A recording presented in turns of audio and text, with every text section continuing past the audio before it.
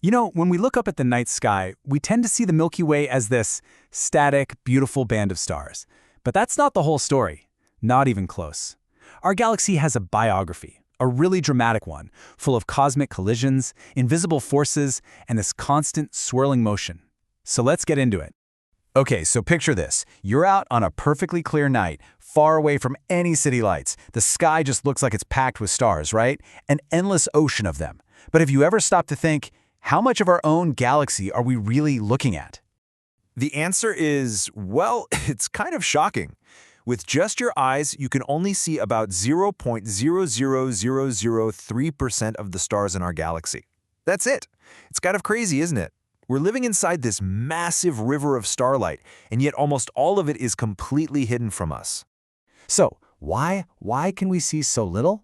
Well, for one, the vast majority of the galaxy's 100 billion plus stars are hidden behind these thick curtains of interstellar dust. And the rest? They're just too faint and way too far away for our eyes to pick up. That beautiful streak we see in the sky is really just the faintest whisper of the whole thing. All right, now let's rewind the clock way back. Our galaxy might feel like a pretty stable home to us now, but its history is anything but peaceful. See, the Milky Way we live in today is actually a composite. It was built from the wreckage of other, smaller galaxies that it literally consumed over billions of years. Yeah, you heard that right. To put it bluntly, our galaxy is a cannibal. It didn't just grow on its own, it grew by devouring its neighbors.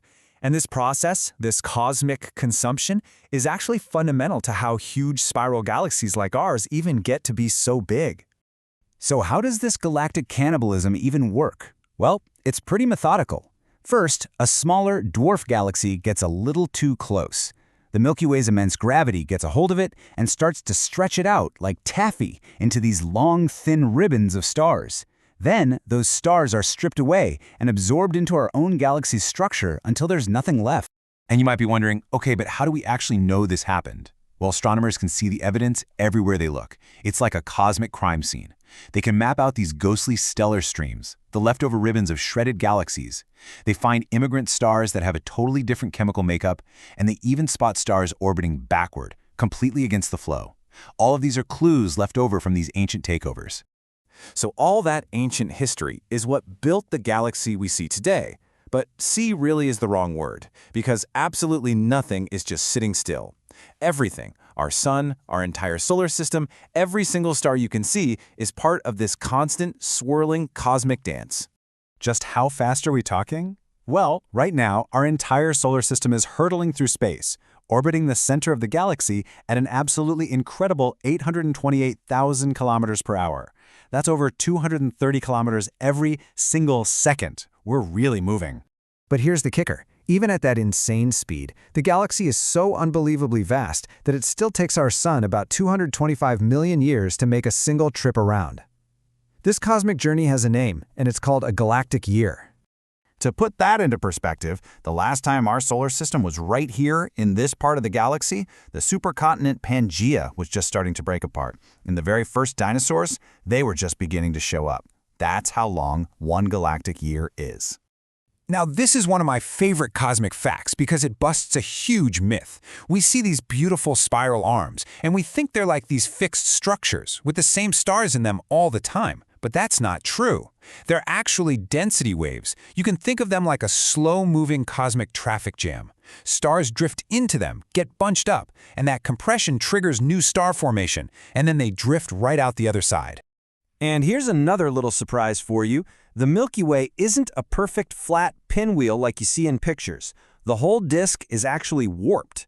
It kind of bends up on one side and down on the other, sort of like a vinyl record that's been left out in the sun. It's probably because of the gravitational tugging from some of our smaller satellite galaxies. So all of this crazy motion brings up a really big question. The galaxy is spinning so fast. What's holding it all together? And this question leads us to one of the biggest mysteries in all of science, the galaxy's invisible scaffolding. Here's the problem. Based on the laws of gravity and all the stuff we can actually see, stars on the outer edges of the galaxy should be moving way slower than the stars near the center. But they're not.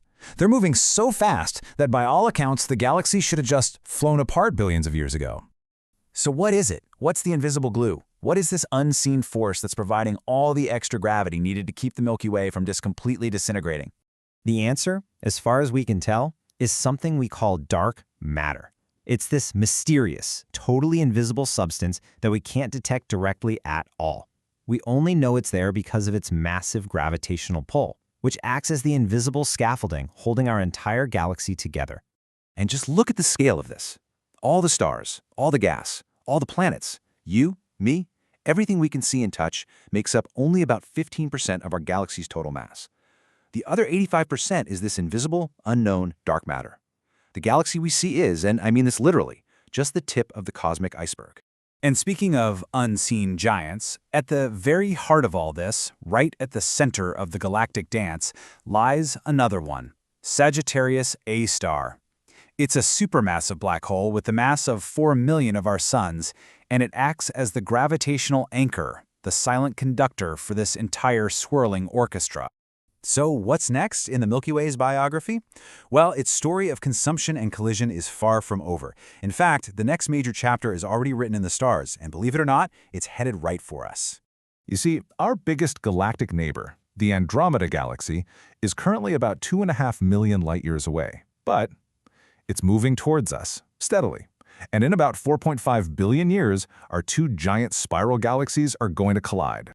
Now, this won't be some violent crash like in the movies. Space is so empty that very few, if any, stars will actually hit each other. Instead, gravity will pull the two galaxies into this slow, elegant dance that will stretch and warp them over billions of years until, finally, they merge into one even larger galaxy. And that really leaves us with this final thought. The galaxy you live in today isn't the same one the dinosaurs saw. And the one our distant descendants might know could be larger still, stitched together from the ruins of other worlds.